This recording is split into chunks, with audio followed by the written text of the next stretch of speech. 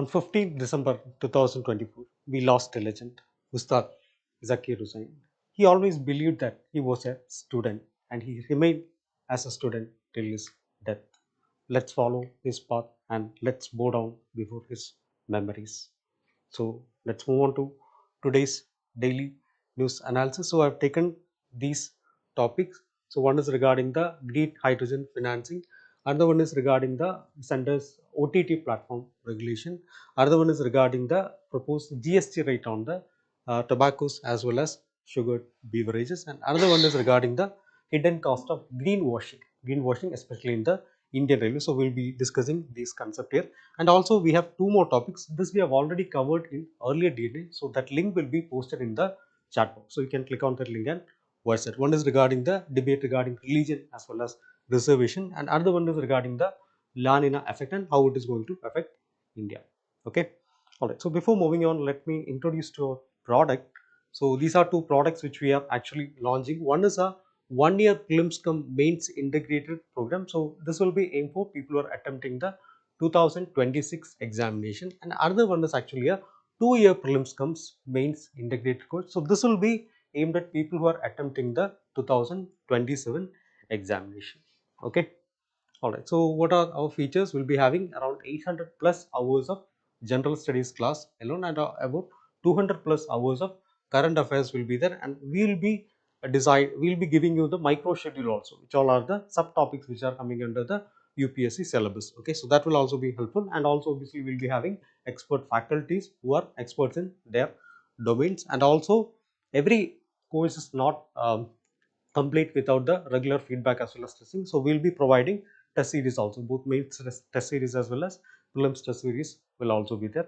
And also we have programs like Samvad is also there, where we'll be bring in dignitaries.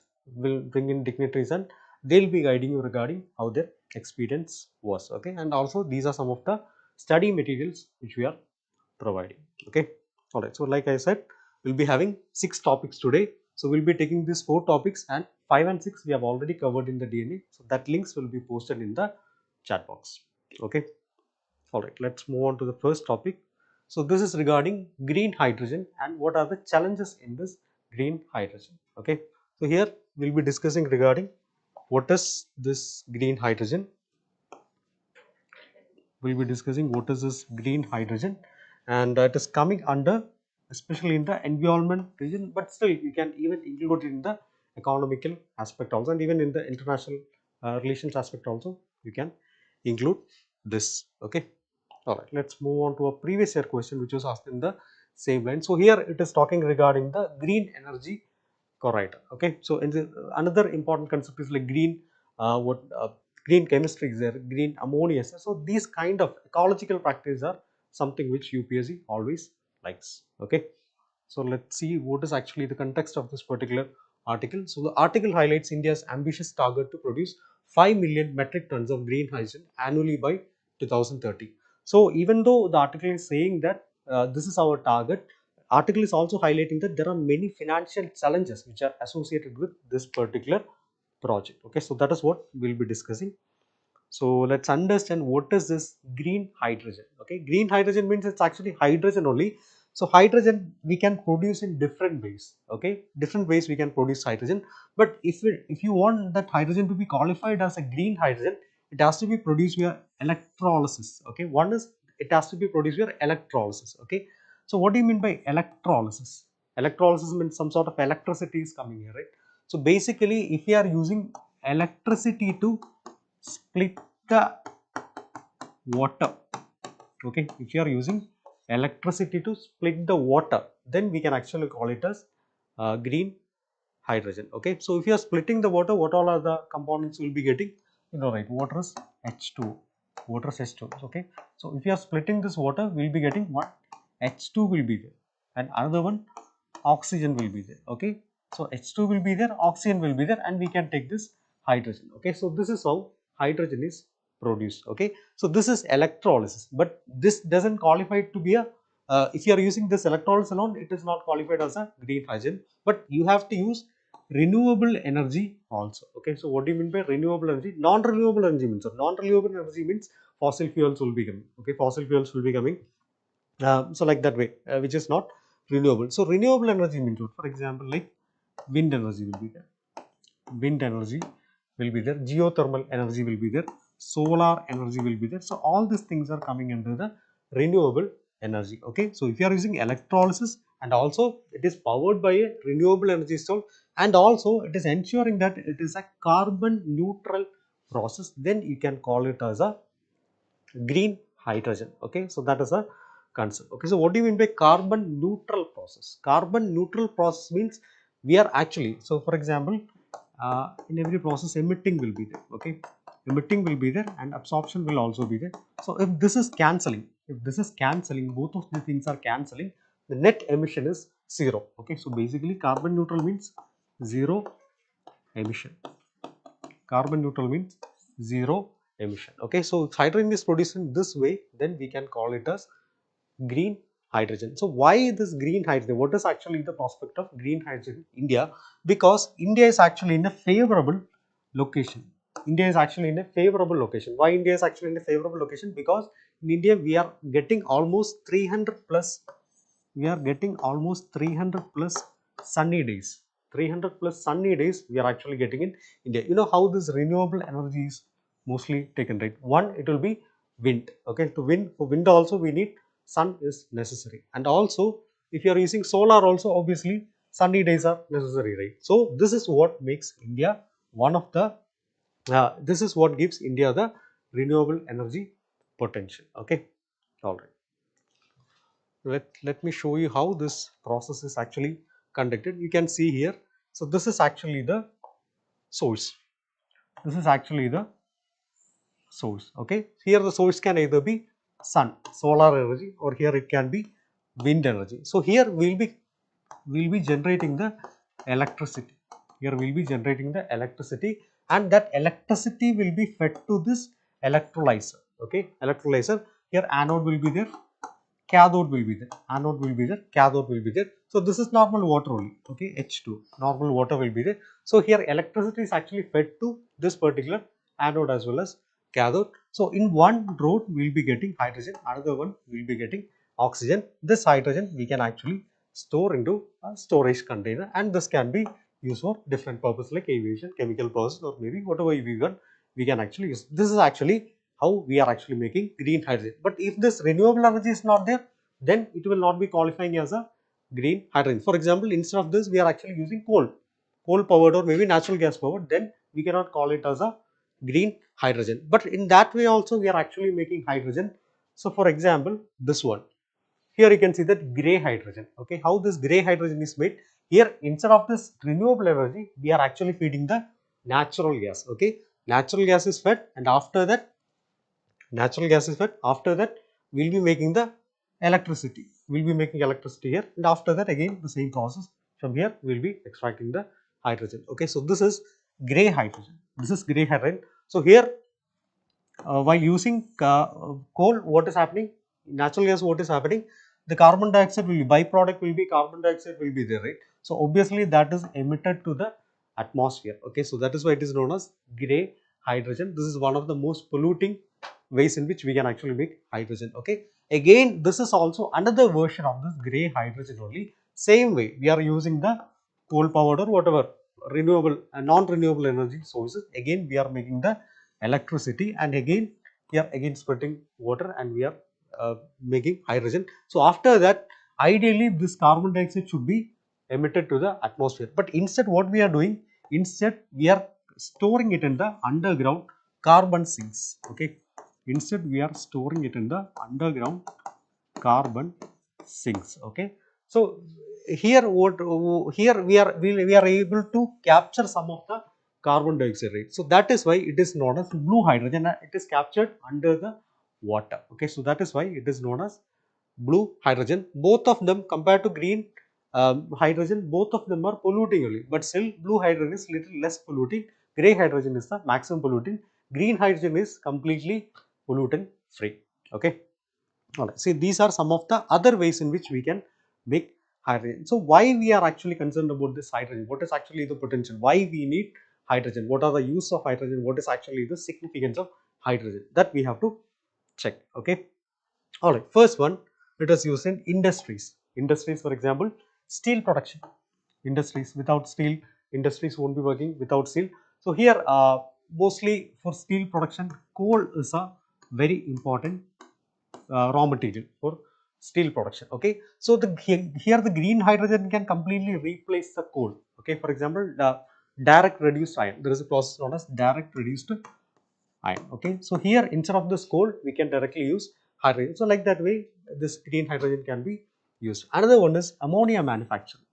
Ammonia manufacturing, you know, right, ammonia is a very important thing which is needed for the fertilizers and all. So for that also, we can actually use this green hydrogen. And sometimes if you are using this kind of renewable energy process to make ammonia, we can call it as green ammonia also. Okay, we can call it as green ammonia also. So that is also there. And also obviously refineries. Refineries are another area where this application will be there. Refineries for this petroleum product, sulfur, we have to remove this sulfur content. Okay, we have to remove the sulfur content. For that also, hydrogen is very much essential. So there also it can be used. And also chemical industries. Chemical industries are making, for example, methanol production.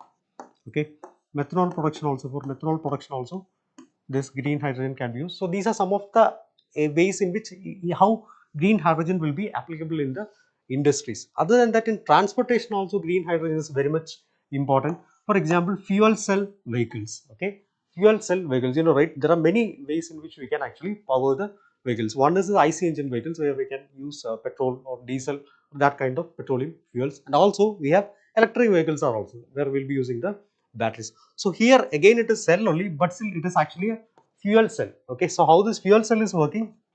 Here hydrogen will be there, oxygen will be there. So at the end the byproduct will be water.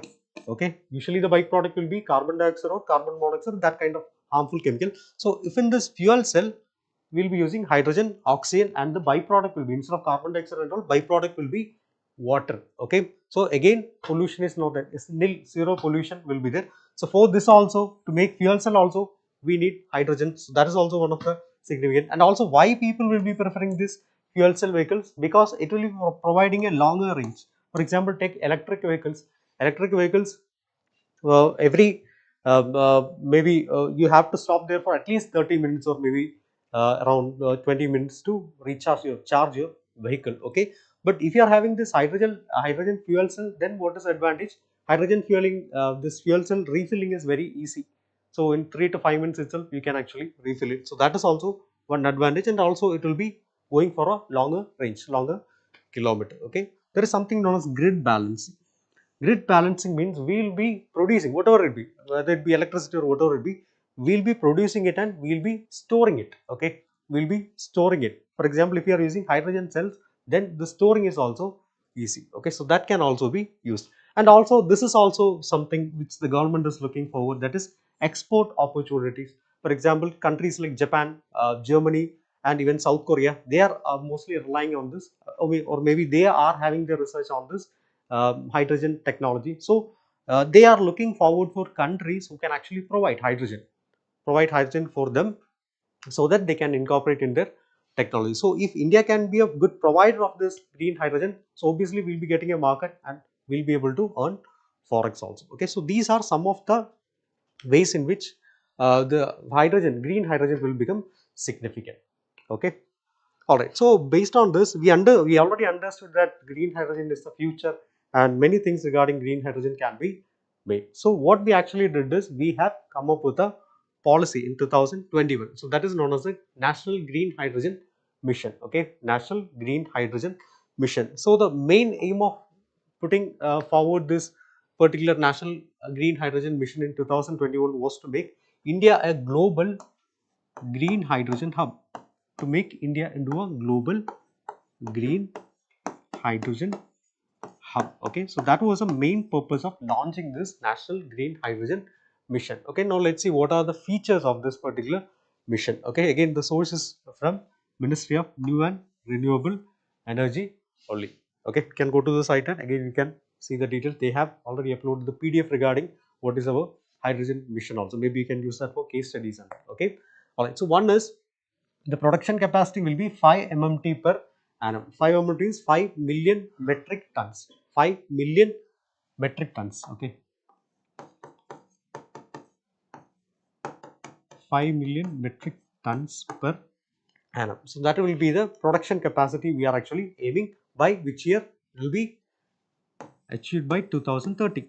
It will be achieved by 2030. Okay, so that is what we are looking for, and also we are based on the Paris Agreement or based on whatever international agreements, we are actually scaling up our renewable energy, or maybe like green ammonia, so like the solar production and all, we are actually scaling up. So again, this will be a 125 gigawatt of renewable energy capacity addition. So that is also one of our end, and obviously if these kind of things are needed, the new industries has to be born. So that will be providing around 6 lakh plus full-time jobs to the people, employment to the people. Okay, and also we are expecting to avert 50 million metric ton carbon dioxide emission, that is said to be averted. Okay, so that is also there, and obviously more investments will also be there. So here we will be involving private sector. Private sector involvement will also be. Okay, so these are some of the important provisions of the National Green Hydrogen Mission, which was launched in 2021. Okay, so this was a good start. So after that, in 2022, again we have come up with a green hydrogen policy. Okay, green hydrogen policy, some of them will be almost similarly. Okay, so here what they have actually done is they have given incentives. They have given incentives for the renewable energy. Okay, how they have given incentives for the renewable energy? A waiver of interstate transmission charges for 25 years. So what do you mean by interstate transmission charges? Again, from the name itself, it is understood what is this interstate transmission charges. For example, one state will be there, like Andhra, Telangana will be there. So from one state, the electricity has to be transmitted through line through other states. So this will be having some transmission charges and fees has to be paid. Okay, so this will be waived off for 25 years. Okay, so that is interstate transmission charges. Again, we need renewable energy, right? Okay, why incentives for renewable energy will be helping hydrogen? Because for making green hydrogen, the main component which we need is, one is the process of electrolysis is needed, other one it is renewable energy. So obviously this will be helping the production of green hydrogen. Another one, establishing green hydrogen and ammonia bunkers near the ports. Okay, so green hydrogen and ammonia bunkers means that we have something known as green ammonia also. Okay, green ammonia also. So port means what? Port means obviously export will be happening near this ports only. So if this kind of establishments are this kind of storage facility, bunkers means storage will be there. Okay, storage will be there. So that is provided near the ports means again that is going to scale up our exports. Okay, so that is also there, and also industrial hubs close to renewable energy generation sites will be there. For example, renewable energy in some areas, the wind energy will be able to get the wind energy. Some areas will be able to get the maximum solar energy. So near to that, if we are if we are creating this industrial hub, what will be the advantage? Advantage will be the transmission cost will be less. Transmission cost will be less. So in that way, the production can be boosted. Production can be boosted. So like that, many advantages will be there. Okay, so that is why you have to create industrial hubs to the renewable energy generation site. Another one is it should be open to all. Okay, allowing all the producers to source renewable energy, renewable power at competitive rates. It should be open source, and open access should be there for all the people. Okay, all the people who are interested. Okay, so that is the green hydrogen policy we have brought in. Okay, but we need to understand what is actually the cost of production. Then only we will be able to identify what are the challenges we are facing, especially in this financing of this green hydrogen. Okay, all right. So these are the approximate cost, the current production cost. You can see the current production cost here. So it is actually ranging from around $5.3, from $5.3 to $6.7 per kg of hydrogen, per kg of green hydrogen. I'm talking about green hydrogen only. Okay, green hydrogen, it is $5.3 to around $6.7 per kg. But again, you can compare here. We have other sorts of hydrogen is also there, right? Gray or blue hydrogen is also there. Here you can compare that also. What do you mean by gray hydrogen? Gray hydrogen means you'll be using non-renewable energy sources. For example, like natural gases will be used here. Okay. Other than that, we have blue hydrogen also. Again, here also the same concept only, but still only the only difference is like here will be we're trapping that hydrogen, sorry, carbon dioxide, which is a exhaust to the sea or maybe the water bodies. Okay. So here you can see that gray hydrogen, which is costing around 1.9 to 2.4, blue hydrogen is 2.4 to 3.2. Okay. So if you are going to buy hydrogen, you need hydrogen only. You don't have any requirement like I'll be using only green hydrogen or I'll be using only blue hydrogen. I need hydrogen. That's it. That's your requirement. Okay. So what will you buy? Will you buy this hydrogen or this hydrogen? Obviously the one which is having lesser cost only, right? So obviously this is having lesser cost. So obviously you will be going with this hydrogen only, right? Either gray hydrogen or blue hydrogen. So that is a number one challenge which we are facing here. Okay. And India is actually targeting to bring it down to around $1 to $2 by 2030. Okay, you know, right, earlier in the missions and all, we are focusing on that year 2030. So this is actually the plan we are having to bring down the cost of this green hydrogen to around $1 to $2 by 2030. Okay. All right. So why is this expensive? Why is this expensive? I told you, right? This is ranging from 5.3 to 6.7 per kilogram, and obviously this is less costly. Okay. So why is this? Why is this having higher cost? Okay. So one, the electrolyzer cost. Okay. You know, right, how this green hydrogen is made? Will be making renewable energy. Will be making renewable energy, and it will be sent to the electrolyzer. Here anode will be there, cathode will be there. Through one we will be getting the hydrogen. So this setup is very much costly. Here you can see the approximate cost. So $500 to $1,800 per kilowatt. So obviously if you are scaling it up for more kilowatt, obviously we'll have to pay more. Okay. So that is the major issue we are facing here. Other than the other issue, this is one of the major issue. Obviously renewable energy cost, even though the once we install this renewable energy, the maintenance cost and all will be less. For example, solar and all, we can take solar and all. So after that the price will be less, the generation cost will be less. But you might be knowing that, you all might be you all might have heard regarding the solar and all. To install the solar, especially in our houses and all, it will be costly. It will be costly. And obviously to install a windmill, that will also be costly. To go for a geothermal energy, that will also be costly. So renewable energy, the installation cost of this renewable energy, that is actually high. That is very high. So obviously if this is high, this will also go high. So that is another issue. Another one is high weighted average cost of capital. Okay, so here you have to understand what is this weighted average cost of capital. What is this weighted average cost of capital? Okay, most of the investors who are doing this kind of investment in this uh, green hydrogen, so they'll be opting for bank loans only. They won't be having this much capital, so they'll be opting for bank loans, and this is something which is having a lot of risk will be there. So obviously the return, for example, the banks won't be giving much preference to these kind of things. Why? Because there are chances that it might fail. So here the high weighted average cost will be there. It is said that almost 10 to 20%, which is very high. 10 to 20%, that is actually the weighted average cost of capital here. Okay, so that is also another major issue which we are facing. And obviously we don't have infrastructure, especially regarding hydrogen storing, and also that is also another issue. How will we transport hydrogen? We have limited pipelines only. We don't have specific pipelines in which we can transfer hydrogen. Distribution systems, that is less. So like that, we have many issues, many operational challenges as well as infrastructure challenges also we are having in this area. Okay. All right. So this is why green hydrogen is expensive. So obviously government will be looking forward to reduce the cost. So if we are able to cut anything regarding this, or maybe if we are able to improve this infrastructure or something, we'll be able to um, reduce the cost of this green hydrogen, and obviously we'll be getting a market. Government is also having export ambitions regarding this green hydrogen. Why? Because I've already mentioned it, like many of the countries, especially Japan, South Korea, and countries in the Europe, Germany, and all. They are also looking for places where they'll be getting cheap green hydrogen. Okay, so that is also there. So government is actually aiming to export one green hydrogen, and another one, like I've already mentioned, it is green ammonia. Okay, green ammonia for agriculture, ammonia is necessary.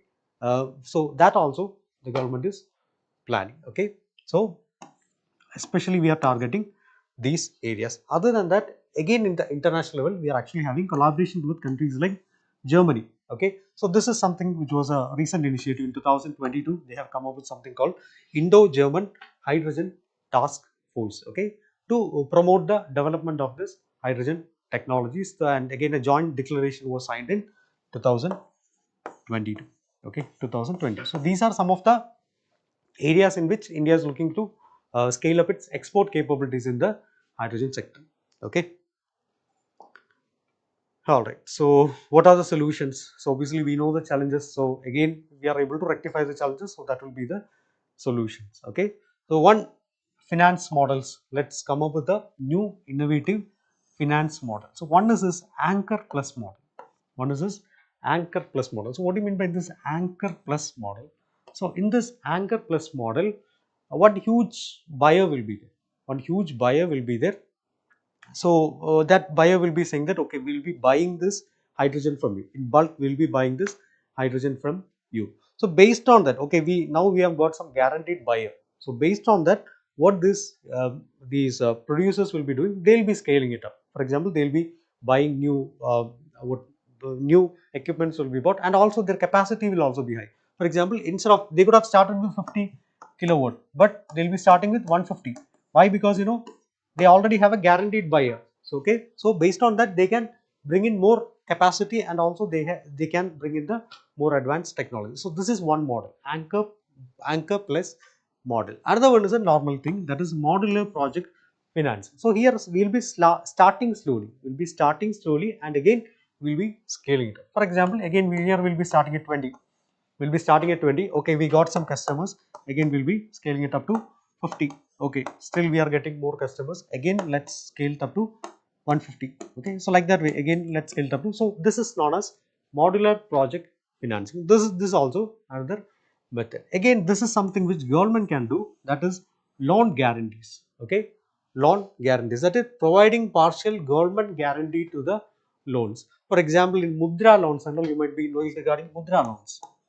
Okay, just giving an example only, Mudra loans. So Mudra loans, what the government will be doing is, the government will be opting for collateral free loans. Okay, there won't be any collateral in this particular loan. So that is Mudra loans. So like that way, what if we are actually bringing something like this for these kind of initiatives also? So that is loan guarantee. The government can provide loan guarantee to these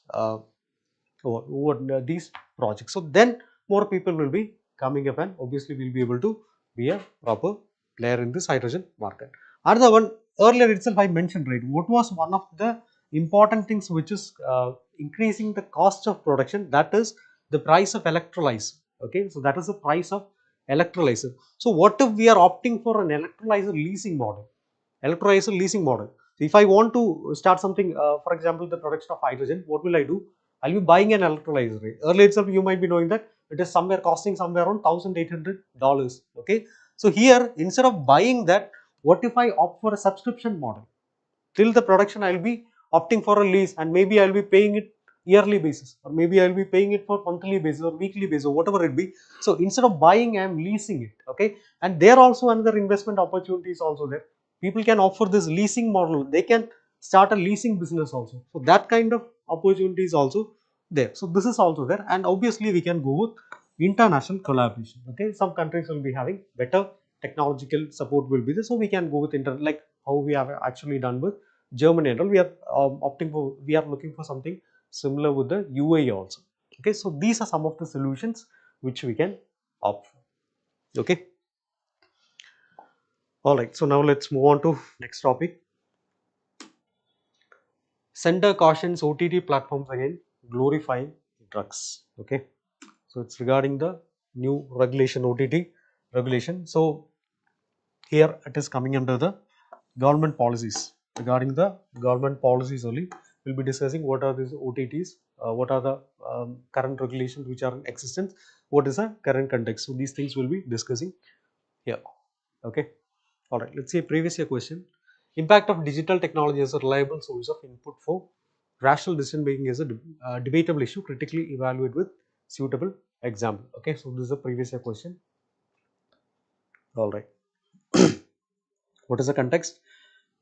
Ministry of Information and Broadcasting. So they recently released an advisory to this OTT platforms, cautioning them against content that glorifies or glamorizes the use of drugs. So that should not be there. Okay, some penal action should be there regarding that. So that's what this Ministry of I&B they have said. Okay, so now let's understand what is this OTT. Okay, you all might be familiar with this OTT. So let's understand what is this OTT. Okay, so OTT means what? OTT means over the top. OTT means over the top. Okay, over the top. So how are they streaming? They are platforms that stream media content over the internet. Okay, so you might be knowing, right? Earlier you might have also used how we were actually seeing this TVs. Either the cable TV will be there, right? So cable TV, the wired cable TV will be there, and after that many people have come up with something known as a satellite. Satellite transmission was also there. Cable TV was there, satellite transmission was also there. So these are some of the things which we all might have used in our earlier times. So now how they are actually using it, now how they are actually streaming it through the internet only. So this is how, this is what OTT is. Okay, so eliminating the traditional satellite transmission as well as a wired cable transmission. And obviously you might be knowing these examples. Netflix is a very good example. Prime Video, Amazon Prime is a very good example. Disney Hotstar, okay, here you streaming movies, series, many things are being streamed, and everything is done through internet only. So that is over the top OTT platforms. Okay, so the problem here is, even though we have regulations of many things like movies are there, TVs are TV news, everything regulations are there, but still for OTTs there is no proper mechanism to regulate. No proper mechanism to regulate. Some guidelines are only there regarding OTT. So let's see which all are the guidelines which were released regarding this OTT platform. Okay, so this one, information technology intermediary guidelines and digital media ethics code. Okay, so this was released in 2021. Okay, information technology intermediary guidelines and digital media ethics code. Okay, so who released it? It was released by MeitY. It was released by MeitY, Ministry of Electronics and Information Technology. So they only released it, this IT rules. Okay, but the here you can see one interesting thing is, but they are not the ministry who is actually overseeing this implementation. In the context also I told that who advised this OTT platform, it was a Ministry of Information and Broadcasting. There was a Ministry of Information and Broadcasting who who advised this, or maybe cautioned against this use of drugs. So why that is happening? Because this is released under the IT rules only. IT rules means we have one IT Act of 2000. We have this IT Act of 2000. Okay, so based on that only they are releasing. So who has access to this? That is MeitY only. Okay, Ministry of Electronics, Information Technology. So they only released this based on the IT Act. So that is why it is known as Information Technology Intermediary Guidelines Digital Media Ethics Code 2021. Okay, but still this is actually a streaming service only, right? Streaming service means what will MeitY do in this? So that is coming under the control of this Ministry of IAN. Okay, Ministry of Information and Broadcasting. So they will only be overseeing the implementation of this particular these OTT platforms. Okay, all right. So let's see what is actually the guidelines which they have provided. Okay, so they are opting for a three-tier. They are opting for a three-tier mechanism to do this grievance redressal. Okay, so one is the level one, that is under the control of publishers only. Okay, so there will be a grievance redressal mechanism under this publishers itself. For example, one grievance redressal officer will be there. Okay, one grievance redressal officer will be there, and that complaint has to be, any complaint is there, that complaint has to be rectified within 15 days. It has to be rectified within 15 days. So this is actually the primary, this is actually the primary area in which how this level 1 in which it has to be. Then after that let's go to the level 2.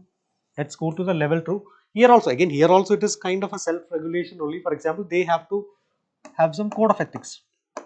They have to, these platforms they have to have an individual code of ethics should be there. Okay, so based on that only they'll be doing this, and based on that only this grievance redressal officer will also be functioning. Okay, and also second level there'll be self-regulating bodies will be there. So self-regulating bodies means uh, these OTTs, they can actually combine together and they can install something like a self-regulating body. For example, it will be a governance structure will be there. So that will be there. So that will be the next tier of grievance redressal, and finally it will be coming under the government level. Under this government level, and who is there in the government level? It is not MeitY. Is that MeitY? No, it is not MeitY, but it is Ministry of Information and Broadcasting. Okay, so they are only dealing with this that they are in the higher level of this information and broadcasting. Okay, all right. So these are the three tier mechanism which we are having. Okay, another thing which is mentioned in this act is they should be having a content classification should be there. Okay, so the OTT content has to be self-classified. You might be knowing regarding this classification. So if you go to the theater or if you are seeing the movies and all, maybe in OTT itself, you can see that there will be a classification will be there. Here it is U. Okay, here it is U classification will be there. Other than that, UA will be there. 13 plus UA will be there. A will be there. Okay, A will be there, and other some technical categories are also there. So this is actually the content classification, or maybe we call it as a censoring. And who is censoring it? It's actually the CBFC. Okay, Central Board of Film Certification. So they are only giving this. You can see here Central Board of Film Certification, CBFC. But if you come to this OTT platform, are they having any sort of arrangement like that? No, they are not having any sort of arrangement. What they have to do, they have to do the same thing, but they have to self-classify the content based on these guidelines. They have to self-classify. Okay, so that's what they have to do. Okay. All right. So this is the major guidelines in which they are being controlled. But now what they have, the present news is like cautioning them against the content that glorifies or glamorizes the use of drugs. Okay. So drugs is coming. We need another act. Another act is also regulating this. So that is Narcotics, Drugs and Psychotropic Substances Act 1985. Okay. So here many sections are there. For example, section 15 to 20. Section 15 to 20 sir. So that will be criminalizing activities like cannabis will be there. Cannabis, poppy, coca based drugs. All this will be coming under section 15. Okay. Section 15 will be there. Other than that, we have section 27 is there. Okay, so this is in little more individual level. So for example, individuals consuming these kind of things, so that will be penalized in section 27. So after that we have section 29 is there. Okay, so here holds individual accountable for abetment or incitement of drug related offence. Abetment or incitement of drug related offence. So here it is not about the person who is consuming it, but the person who is. What do you mean by abetment? Abetment means encouraging. Abetment means encouraging another person to do some illegal things. Okay, in legal terms also we will be hearing these abetment terms frequently. So abetment means here it is someone is forcing the other person to do something. Okay, so here, so the government is saying, Ministry of I&B is saying that what these OTT platforms are doing, they are also doing the same thing only, right? They are forcing others to by glamorizing this, they are actually forcing others to use this drug. So that is what they are actually doing here. So that is this I&B ministry's argument here. Okay, all right. So this is regarding the OTT regulation. Next, let's move on to another news.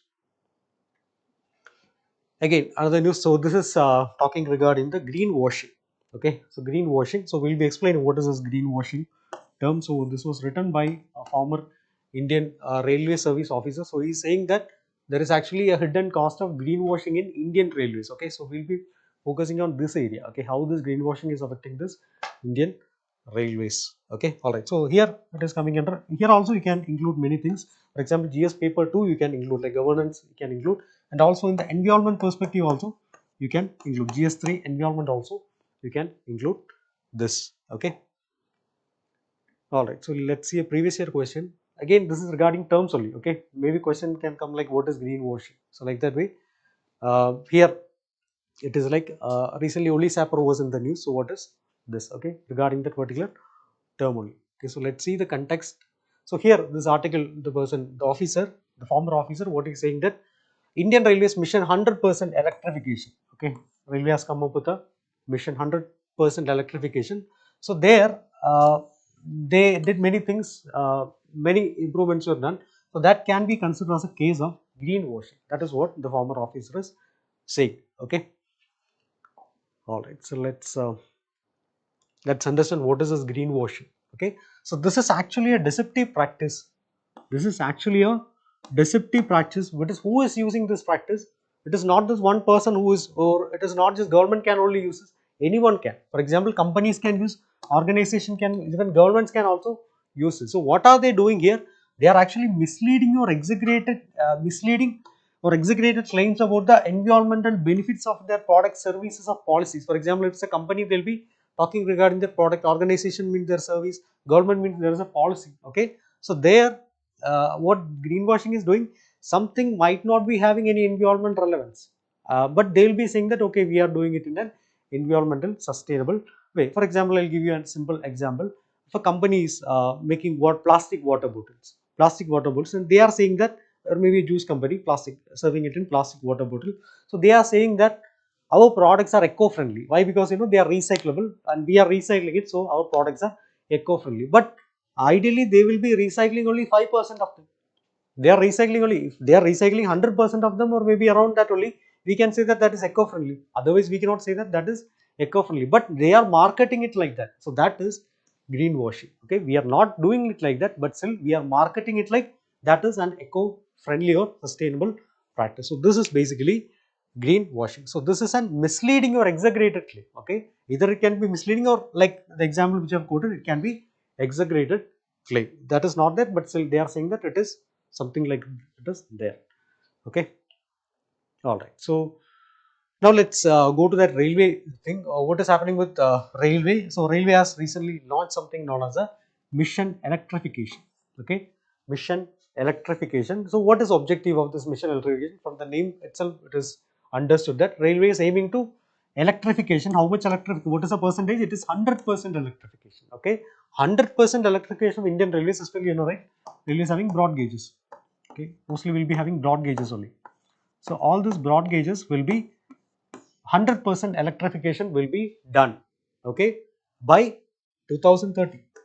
By 2030, it will be done. So that is what railway is doing, and this is something which railway has been advertising like green railway. Okay, so that if they are advertising it as green railway, and if they are not doing it, that can come under greenwashing. So that's what the article is saying. So why they are actually doing it? What net zero carbon emission? We have already discussed what is this net zero carbon emissions. If you are taking both sides, then the tally should be zero. So that is net zero, no carbon emissions. Ideally, that should be cancelling. Okay, so why they are actually doing this? One, to reduce pollution. Obviously, to reduce pollution. Okay, why? Because as of now we will be using diesel engines. Diesel engine means pollution will be there. Okay, so even if coal, also pollution will be there. So now reducing the pollution, that is one thing. And also diesel engine means it's a fuel only, right? So fuel, mostly will be importing the fuel. Okay, importing the fuel, and one of the most important expenditure, the forex expenditure which we are incurring is import of fuels, petrol and diesel and all. So they are saying that if we are electrifying all the railways, then it will be easy. We'll be able to reduce the expenditure also. So that is another argument which is saying. So reducing pollution, and another one reducing the uh, fuel expenditure. Okay, another one reducing the fuel expenditure. Okay, and obviously enabling the renewable energy. Enabling the renewable energy. Okay, renewable energy means what? Solar energy, wind energy. So from this, if this fuel is not there, we'll have to go for alternatives. Okay, alternatives means what? We'll be promoting this renewable energy. We'll not again go for another non-renewable source, right? Obviously, we'll be going with renewable energy like hydrogen or something only. Will be opting. Okay, so these are the arguments which government is saying to launch this particular mission. Okay, all right. So this is a statistics as of now. We can see the 93.83% of this broad gauge that has been electrified. Okay, so you can see this kilometer, railway kilometer also. we can see here. Alright, so again this was in 2021. So again in 2022 they have brought another national railway plan. Again this is also having the same components, only some more is there, but again here also one of the key component is they will be achieving 100% electrification. Okay, 100% electrification will be there. So that is it. So this is part of the modernization plan. By 2030 we will be modernizing the railways. You might be knowing that Vande Bharat, many important initiatives are coming. So again that is part of the modernization, and one of the important components of this modernization is 100% electrification. Another thing is they will be increasing the share of freight transport to 45%. They will be increasing the share of freight transport. What do you mean by freight transport? Freight means what? Goods. Okay, freight means goods transport. Okay, so as of now, what is statistics of goods transport? As of now, around 66% of the freight transport, 66% of the freight transport that is going through roads. Roads means what? Trucks will be there, other vehicles will be there. So like that, only it will be going. Other than that, only 31%. Okay, only 31%. Some sources it is 27, but still, 27 to 31% only railway is being used. Okay, railway is being used around that only, and obviously we have something known as inland waterways. Inland waterways is also there. Okay, around 3% inland waterways is there, and maybe little air will also be there. Okay, so this is a statistic as of now. So we have to increase the share in freight transport to 45%. So obviously to make this viable, we need to electrify. That's also another argument which government is giving, and also integrate the renewable energy solutions like solar, wind, that kind of hydrogen. That should also be integrated. Even hydrogen trains are also proposed. Okay, all right. So this is what the long-term key goals of this mission. Okay, all right. So now let's see what is actually the concerns in this. What is actually the greenwashing concerns in this? Okay, all right. See here, one, expenditure on engine replacement. Expenditure on engine replacement. So first we are having diesel engines, right? So obviously we have to replace this. We'll have to replace this. So what we will have to do? We'll have to completely scrap these entire engines. So that is, do you think that is viable? No, that is not viable. Okay. So that is one major issue, and also there is something known as operational ratio is there. Okay, operational ratio means what? If you want to make 100 rupees, if you want to make 100 rupees, how much you have to spend? Okay, how much expenditure you have to uh, have? So that is known as operational ratio. Okay, expenditure for this much expenditure for 100 for 100 rupees profit, 100 for 100 rupees, how much we have to 100 rupees profit, how much we have to spend? So that is expenditure. This is also high. Okay, this is also high. For example, if you are scrapping the entire diesel and we are bringing in electric, means the high operational ratio will be very high, expenditure is very high, so obviously operational ratio will be very high. And another argument is like railways consume only 2% of the India's diesel. 2% of the India's diesel is only consumed by railways. Even agriculture sector consumes 13%. That's what saying. Agriculture sector is consuming 13%, and maybe industrial sector is consuming around 9%. Industrial sector is consuming around 9%. So why we are only targeting this railways, which is only having 2% of India's diesel? So that is another thing. Another thing which is suspecting it as greenwashing. Okay, so why we are targeting it? Another thing, it is not environment friendly. Even if we are going all these things, it is not environment friendly. Why? Because you know how we are actually generating electricity. We are generating electricity. Most of our more than 50% of our electricity is generated through coal or thermal power plant only. Coal or thermal power plant. So if you are using coal, to generate electricity, and again through that electricity we are doing something, what is the use of it? So that is another argument this people who is supporting this greenwashing, they are putting forward. So that is also there. Another one, even revenue generation relies on coal. Revenue generation relies on coal, because you know 50% of the freight revenue that is coming from coal transport only. So if it is coal transport, we are completely ignoring this coal transport, then what revenue we are going to generate? So that is also another argument these people are saying. Okay, so these are some of the things which these people are putting forward. Okay, all right, moving on to next topic. Moving on to next topic, again there is actually an argument to increase the or maybe levy a higher GST tax on tobacco and sugar-rated beverages. Okay, so here we will be discussing what is a sin good. Okay, sin good, what is actually sin good?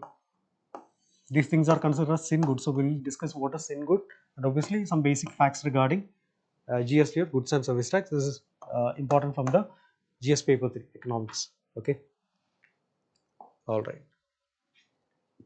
So let's see a previous year question. Consider the following items. Some items are given. You have to see which all are exempted from the GST. Okay, so that you have to see. Right, so what is the context?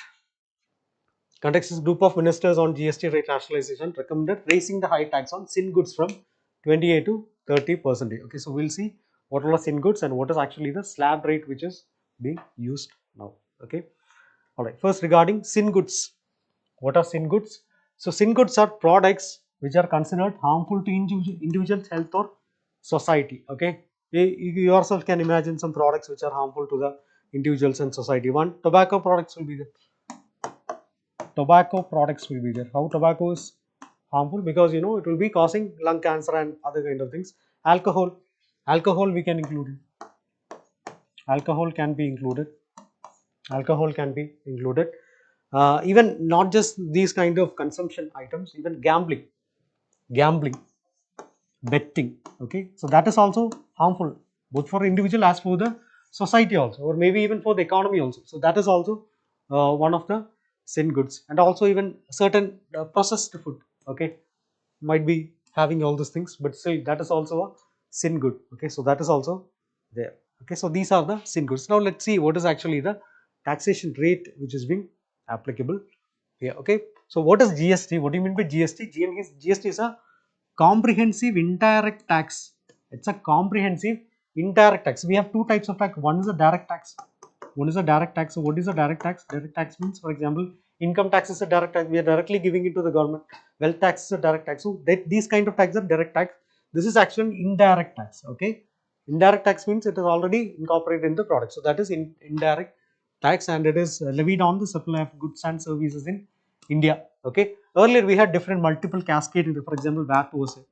We have sales tax was there. Okay, so we have combined all these things together, and now we have introduced something like the GST. Okay, so GST, these are the tax slabs. Okay, there are products which are not taxed. For example, milk, egg, curd, these things are not taxed. So they are having zero taxation. They are in the zero tax market, and also we have the 5% slab is also there. For example, sugar, tea, packed food, fabric, spices. So these are in the 5% taxation slab. We have it in the 12% taxation slab. We have butter, ghee, almonds, even hotel accommodation. You might have seen in your bills and all. So that is 12% taxation. And also again little more higher, even the hair, so oil, soap, ice cream, and all those things we are taxing it in the 18% slab. Okay, and after that we have 28%. So this is the highest level as of now in this particular slab. So here we have cigar will be there, beverages will be there, online gaming. So all these things which I have mentioned, that is coming in the 28% taxation slab. And also we have some special rates are also there. For example, 30% gold and 0.2% for special stone. So these kind of things are also there for luxury goods and all. We have other taxation, but still these are actually the general general taxation slabs. Okay, all right. So we'll see which all are in the 28% step. So we'll be discussing that only rates. In goods, it has to be increased from 28% to 35, or maybe 35 to 40. So that proposal is also there. Okay, small cars.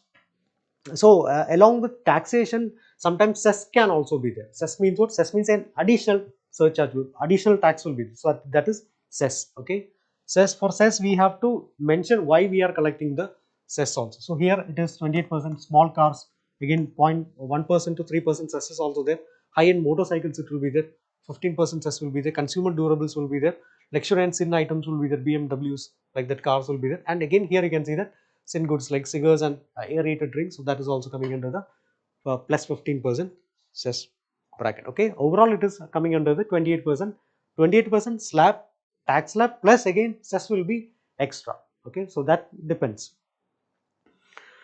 Alright, so let's see why we have to increase the tax slab. For that we have to see the impact of this tobacco taxation. Okay, impact of this So as of now, we can see the statistics. Tobacco consumption in India is very high.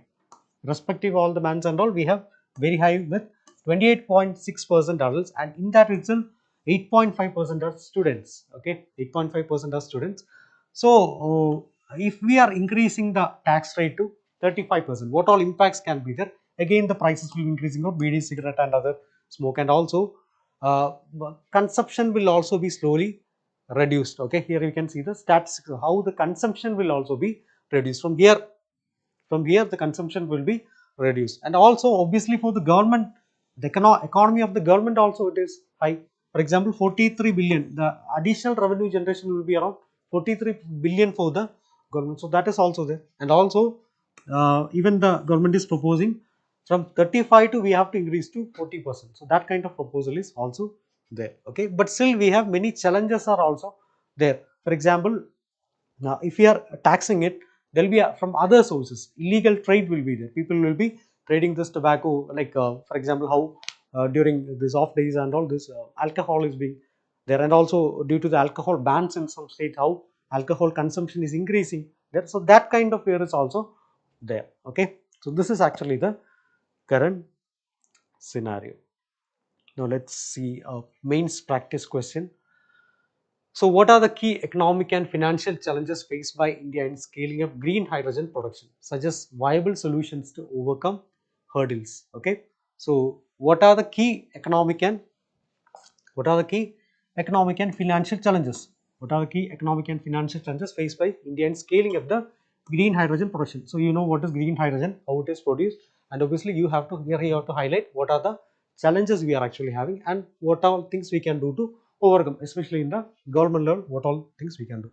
How we can introduce? We can introduce like what is actually green hydrogen, and we can say India's target also by 2030. What is our target? So that also you can include in the body. You can say what is in the first subheading. You can say what are the challenges, like high production costs, like electrolyzer cost will be high, even that WACC, okay, getting the loans repayment, no government guarantees. So these things are also coming. Infrastructure issues are there, market risk are there. So that you can include in the challenges, and in the solutions you can go with the things which you have discussed, like government should be giving loan guarantees, like how they are doing it for the mudra loans and all that should be there, and also hydrogen hubs, for example, and also this that industrial hubs should also be near to this hydrogen production area. So like that way you can give some solutions also. Okay, and also international collaborations, like how India is actually collaborating with Germany regarding the task force. So like that we also can do it. Okay, all right. So and after that you can conclude it like this. What are the addressing the financing and infrastructure challenges is crucial for India's hydrogen. Maybe you can add some statistics also. Okay. All right, so these are the questions of yesterday's DNA. So you might have attempted, I hope you might have attempted all these questions. So we'll be discussing the answers here, and today's DNA, the questions for today's DNA will be posting it. The link will be posted in the chat box or comment box. So you can click on that link and it will be redirecting to the website, and you can answer it here, and obviously you can post your answers in your chat box also. Okay. Alright, so with reference to olive ridley turtles, consider the following statement. Garmada Marine Sanctuary in Odisha is the world's largest rookery for olive ridley turtles. Olive ridley turtles are listed under Schedule 1 of Wildlife Protection Act 1972. Operation Olivia is conducted by Indian Coast Guard to safeguard olive ridley population during the nesting season. Yesterday we might have discussed all these things. So all these things are, all the statements are correct. So answer is D, 1, 2 and 3. Okay. Alright, next one.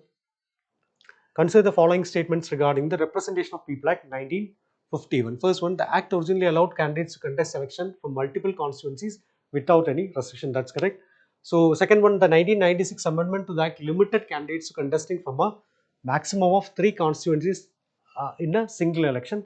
So, it is not like that. It is actually 2 constituencies. Okay. Here also you might have seen people are contesting from 2 constituencies. Okay, not 3, but it is 2. Okay. So, the correct answer, which are the following are correct, it is 1 only. Okay. All right, next one. Consider the following statement regarding open jails in India. So open jails are defined as places for confinement of eligible prisoners on specific conditions. Definition of open jails is provided under the Model Prisons and Correctional Service Act 2020. Both the statements are correct. Okay, so the correct answer is C, both 1 and 2. Okay, so that is a right answer. Alright, so these are the questions, today's question. So consider the following statement regarding this guidelines which you have provided by the MATI. Okay, two statements are there, three statements are there. You have to find out the correct answer. Okay, so the link to our website will be posted in the chat box. So click on that link. You can directly attempt it from the website itself, and obviously next day we'll be discussing these questions. Okay, so at that time we have already discussed the question. So if you have got the answers correct, then you can post that in the chat box. Okay, all right. So next one, again, what is greenwashing? Okay, four options are there. You have to identify what is greenwashing. Next one, again, regarding GST only. Following goods are included in the highest GST tax slab in India. We have already discussed that. Okay. All right. So that's it for today's daily news analysis. Hope you have understood. You have got a clear idea regarding the topics. So attempt these questions, and the links will be posted in the chat box, and let me know whether you have got that correct tomorrow. Thank you.